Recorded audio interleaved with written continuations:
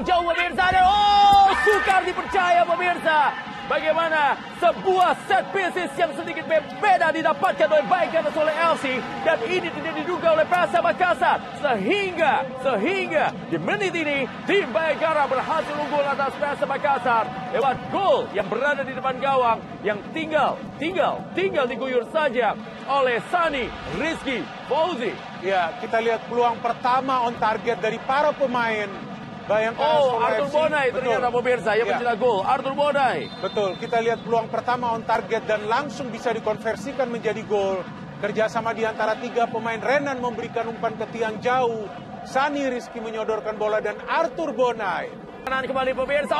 Kali ini Aji Kurniawan dan sebuah counter yang sangat baik pemirsa, dan gol cepat didapatkan. Kali ini anak muda bintang baru PSM Makassar bernama Yakob Sayuri berhasil menyamakan kedudukan menjadi 1-1. Tayangan ulang kita lihat passing ke Aji Kurniawan dan umpan yang terukur. Bebas, ya? Betul, umpan yang terukur.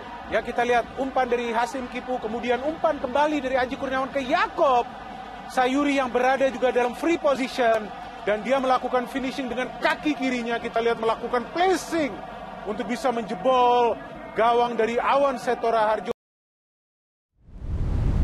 Coach, silakan mungkin pernyataan dulu. Sudah lagi membuat kejutan menang tim Pertapus Bintang 1-1. Silakan. Assalamualaikum warahmatullahi wabarakatuh. Terima kasih pada seluruh pers. Hasil ini saya ucapkan syukur alhamdulillah karena anak-anak menjalankan instruksi dan dia kerja keras, dan kami memang tertinggal di babak pertama, tapi saya masih yakin masih bisa akan berbuat semaksimal mungkin. Akhirnya di paruh kedua saya menyamakan kedudukan.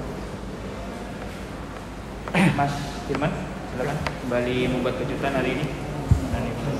Assalamualaikum warahmatullahi wabarakatuh. Pertama-tama saya ingin bersyukur atas hasil ini. Kami bisa bermain imbang melawan tim Bayangkara. Dan juga kami belum tentu lolos. Kami masih perlu kerja keras di pertandingan terakhir melawan Borneo. Itu adalah partai final buat kami untuk memenangkan pertandingan melawan Borneo.